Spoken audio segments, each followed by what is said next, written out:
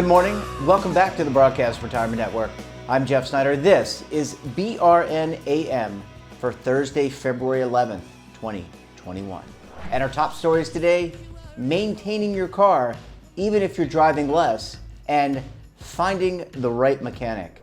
Well, joining me now to discuss this and a lot more is David Bennett. He's manager of repair systems for AAA. David, great to see you. Thanks for joining us on the program this morning. Jeffrey, thanks for having me. Well, you know, I really have been wanting to talk to you and the folks at AAA because many of us, because of the pandemic, have not been driving as much for obvious reasons, right? We're sheltering in place, we're quarantining, businesses aren't open. But that leads me to think about, how do I maintain my vehicle given these circumstances? So what do you have to say to that? I think you're right. There's a lot of people that are not driving the vehicle as much as they have been. So a couple things that I would inform people to do is, first, become familiar with your owner's manual. Understand what all it takes to maintain your car properly. When you've done that, so one of the things that you want to do is to make sure that you have frequent oil changes. Remove the contaminants from there. Now, while you may not be driving it, you still may need to change the oil more often because you're not getting the vehicles up to operating temperature as often as you should in driving those long miles. So make sure, if you're going to park it for a while and you know you're not going to drive it, go have the oil change. Make sure all of those contaminants are removed. So the other thing you want to look at is take a look at the battery. Make sure that the terminals are clean and tight. There's no corrosion on there. Also, you want to make sure that the battery is secure. You don't want it wobbling around because the internal components could be damaged, and that shortens the life of the battery. Yeah. Now, David, let me ask you a question, because a lot of people out there, on average, I think I was checking, actually I got a bill today for my auto insurance company, and they say on average it's 12,000 miles a year, I think is what they benchmark. But many of us are not driving 12,000 miles a year, as we just talked about. But you still should adhere to all your scheduled maintenances, right? So you mentioned oil change, yes. But what if you are approaching the 20,000 mile limit, or you've had the car for 2 years, and the schedule says you need to get maintenance? It's a good idea to do that, right? Yes, you always want to follow the manufacturer's recommended maintenance intervals. So if you're coming up on 30,000 miles and it's time to change the antifreeze or the coolant, you want to go ahead and have that done. If it's time to rotate the tires, you want to go ahead and have the tires rotated as well. And I think the big thing here is you can actually reduce your costs long term by doing some of these preventative things. So yes, it could be cost prohibitive in some cases to get an oil change. It might cost $30, it may cost $100 depending on your vehicle. But the more you do up front, the better off you're going to be to keep the car going longer term, and therefore you don't break down, and then you'd have to call AAA. Correct. And while we're here for you, if you need to when you do break down, we'd much rather that you had a car that's working properly. So again, proper maintenance is key to that. And it's much like your body. You want to take care of yourself. You want to take care of your car, and regular maintenance is the way to do that. Follow your owner's manual, do your frequent oil changes. And nowadays, a lot of cars tell you when it's time to change the oil. So there's no defined metric of, hey, I need to have it done every 3 months, 6 months, 9 months, whatever it is. Your car will have a maintenance indicator and say, hey, it's time to change the oil. And that's based on some computer algorithms that are monitoring multiple systems within the vehicle. And David, what about, you mentioned about tires and making sure that you rotate your tires, you check your tread to make sure that it's still appropriate. But what about tire pressure? Because if you live in a cold and warm weather climate, that doesn't the type of climate that you're experiencing impact the air pressure, and therefore you might need less or more air tire? So it's very important to look at that as well. No, it's a good point. So for your tire pressure, what you want to do is you want to put that to the manufacturer's specifications as well. And you want to check your tire pressure when it's cold. And where to find that pressure or the proper inflation is inside of the door jamb. Open up the driver's door, and there's a little placard there that's going to tell you the proper inflation amount. You don't want to go by the sidewall on the vehicle. Typically, tires will lose air when it gets colder, and as you drive, the air will increase. So the air gets hot and it expands. So when you're checking your tire pressures, you want to do it first thing in the morning when you haven't driven the vehicle in a while. So that's why it'll always say like 32 PSI cold or 35 PSI cold, because that's really when you want to do it, because knowing that the air inside is going to expand, so your pressure is going to go from 32 maybe up to 35, 36. Yeah, and as you were saying that, I was thinking about the laws of thermodynamics, and it was taking me back to 6th or 7th grade.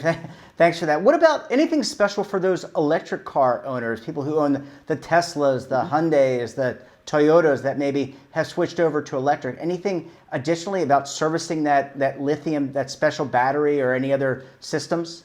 No, you still, that really doesn't change. You just want to make sure that they are properly maintained, they're clean, the connections are all good. Follow the manufacturer's recommendation on anything regarding those vehicles. I would go back to one thing on tires is don't forget to check your spare tire. Check the pressure in your spare tire, but also be aware of whether or not you have a spare tire. There are quite a few vehicles nowadays that do not come with a spare tire, or they come with an inflation kit and a seal. So an inflator pump and a some sealants. And then there are some that just don't even have a spare tire. So you need to be aware of what equipment you have in your vehicle. What about running your car for a period of time? If you were working remotely, and I think you mentioned this, to kind of get the contaminants moving and getting the oil so the viscosity is lower. And again, I'm kind of going off of what I learned on commercials. But how long should you be running your car if you're not driving it? Should it be once a week, twice a week for half an hour, 40 minutes? Yeah, you don't want to just start your car and just let it idle in your driveway or in your parking spot. Get out, drive it around the block, get it up to operating temperature. What I mean by that is those that have a temperature gauge, you want to see it rise up. So you typically have a low and a high, one about medium, which is really around 225, 250 degrees, somewhere around there, to get that engine up to normal operating conditions. If you don't know and you don't have that temperature gauge, drive it around for 10, 15 minutes. That should get it up to operating temperature easily. And then you're still, you're putting the wear on the tires is good so they don't get any flat spots. And you're just moving the vehicle around. And that's going to help you long term and not cause any damage by having the vehicle just sit there. Yeah, that's a really good suggestion. I guess my last question is around windshield wipers. Not only the fluid, making sure that we're going through the cold months here. I believe you're in Florida, so maybe not as cold where you are, but here in Charlotte and Northeast, very cold. Probably important to make sure you have the right types of windshield wiper fluid, and also check your windshield wipers because they could be bad and go and break too. Oh, very much so. So the rubber becomes brittle in the cold weather. So you want to make sure that your wiper blades are in good condition, and mostly that you want to look to see that they're standing upright and not laying down. Also, pull them up, check, just take a rag and just wipe it down. Make sure that there's nothing brittle or any torn pieces of rubber right there. And if you know it's going to park for a while, you can always pull your wiper blades away from the windshield so they don't stick to the windshield. For your washer fluid, there are some that are better for temperatures that are below freezing, so they don't freeze up while sitting there, and then you go to use it, and it's now a chunk of ice. Yeah, that is incredibly frustrating when you have to get out of the car in freezing temperatures, scrape and clean, set free of the wiper. Well, David, I would say, I'm sorry to interrupt, but I was going to say, don't forget your back wiper blade if you have one. A lot of people forget that one too. So not just the two in front, but don't forget the one on your back tailgate. Yeah, very, very important. David, I want to take a very quick break, but when we come back, we'll talk to David about how do you find the right mechanic for you. You're going to want to stay tuned right here on BRN AM.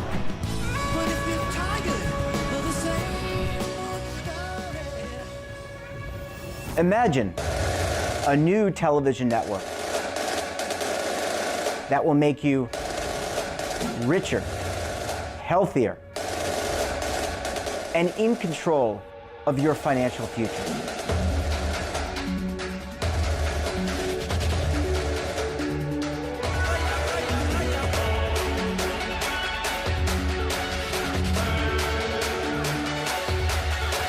This network is for the policewoman in Nashville, Tennessee, the baker in Dubuque, Iowa, the teacher in Lexington, Kentucky.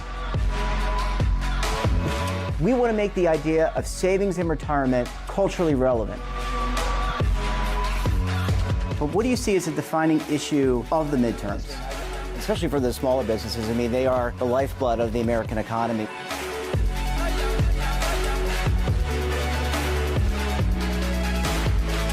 Featuring exclusive interviews, current affairs, and docuseries.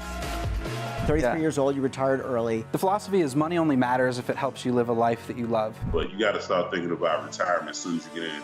The Broadcast Retirement Network will drive very high engagement with premium partnerships. So this isn't retirement and savings for your parents or grandparents. This is for all Americans. And we're going to change the way you think about money.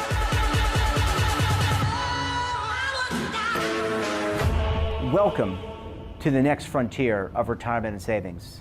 This is BRN, the Broadcast Retirement Network. Hi folks, Joe Namath here, and if you're on Medicare, this is important. You're now entitled to eliminate copays and get dental care, dentures, eyeglasses, prescription coverage, in-home aids, unlimited transportation, and home-delivered meals, all at no additional cost. Plus, your zip code may have coverage with a give-back benefit that adds money back to your Social Security check every month.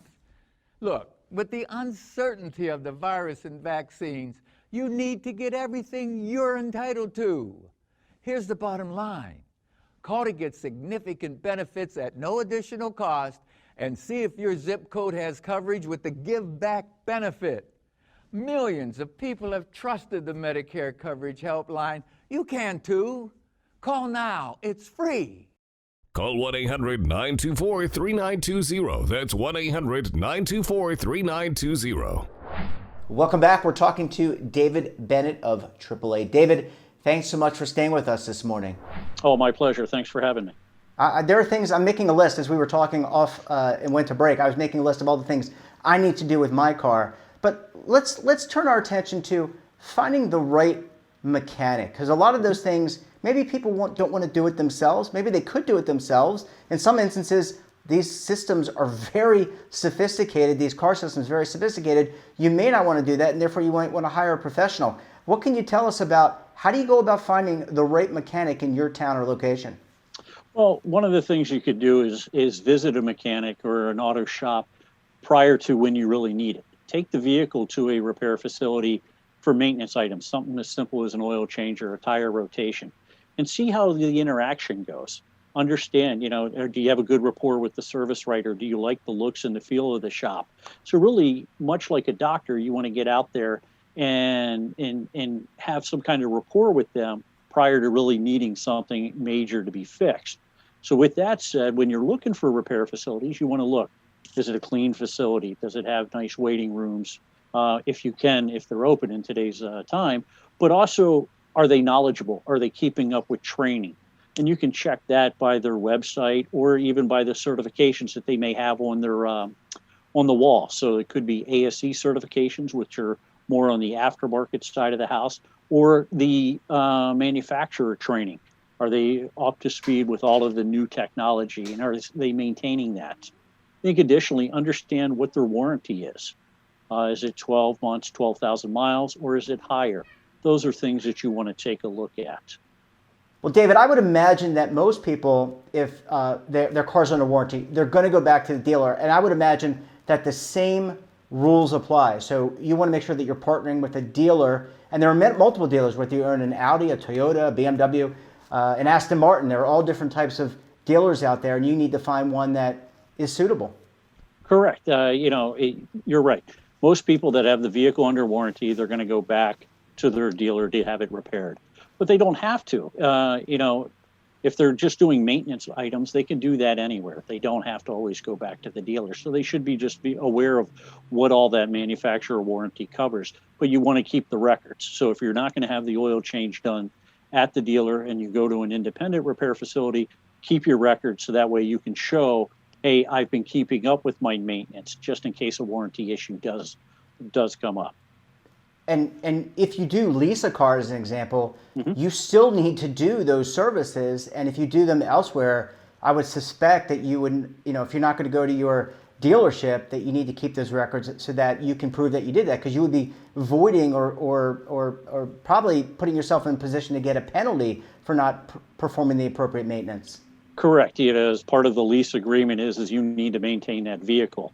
So, and at the end, they're going to inspect the vehicle and come back to you. And let's say it's tire wear, and if there's sufficient tire wear, they may ask you to replace the tires. But again, if it's oil changes and whatever the maintenance intervals are over that 2 or 3 year lease, keep a record of those services. That way, you can show the dealer when you're looking to trade the vehicle in or your lease in, and say, "Hey, here you go. I've performed all of my maintenance items, and here's a list of those records." Now, AAA can also be a resource, right, David? I mean, I've talked to your colleagues, Jeanette Castellano-McGee and Andrew Gross, about hoteliers, and you guys evaluate hotels and other vacation airlines, et cetera, gas prices. But you also do a lot of due diligence on behalf of your members on mechanics and garages. We do, and so there's a program called the Approved Auto Repair Program. There's around 7,000 of those facilities, and they run the spectrum of small independent repair facilities all the way up to a large size dealer, and they have all been inspected and approved by AAA, much like we do our restaurants and our hotels.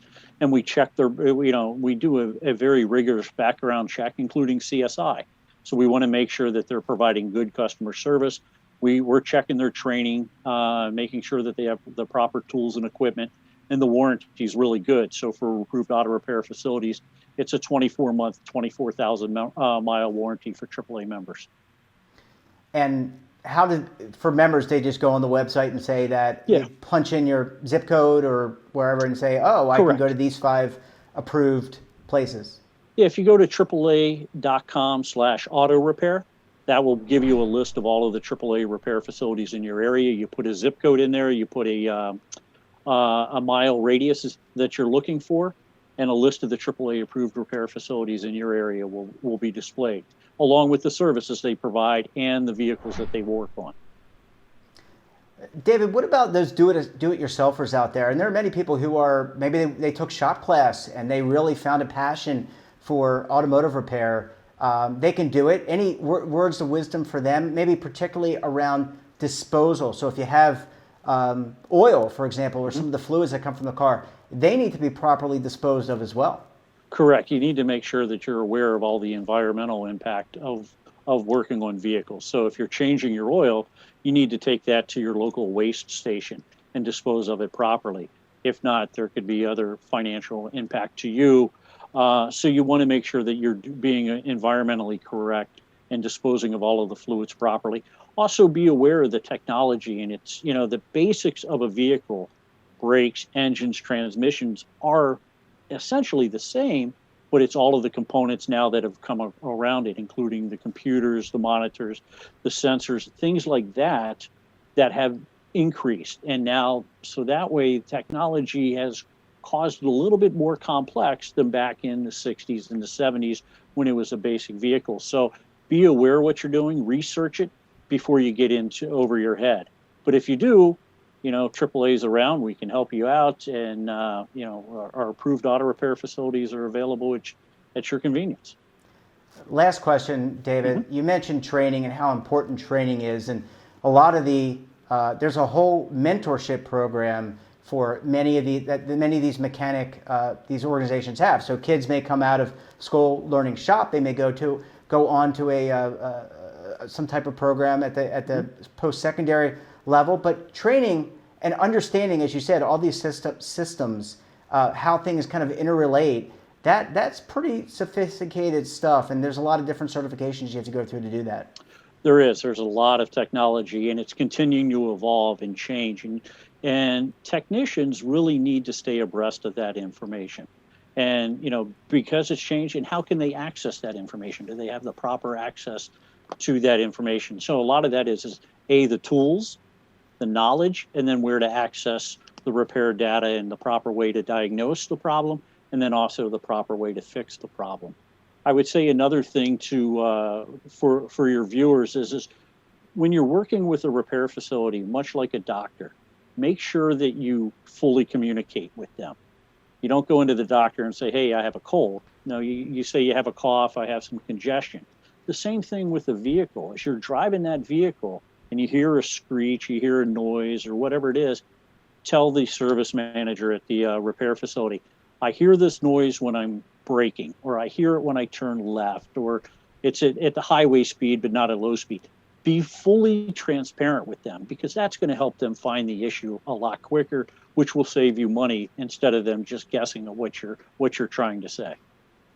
Well, like anything else in life, it's all about communication, David. David, always a pleasure chatting with you. I always enjoy talking with the folks at AAA. Thanks so much for joining us on the program this morning, and we look forward to having you and your colleagues back very soon.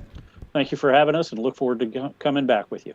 And that wraps up this episode of BRN AM. Have a topic of interest, someone you think we should talk to, then drop us a line. And don't forget, for all the information in retirement markets, technology, personal finance, so much more, all in one place. That's right, one place. Check out today's edition of our newsletter, The Morning Pulse. So until tomorrow, I'm Jeff Snyder. Stay safe, keep on saving, and don't forget, roll with the changes.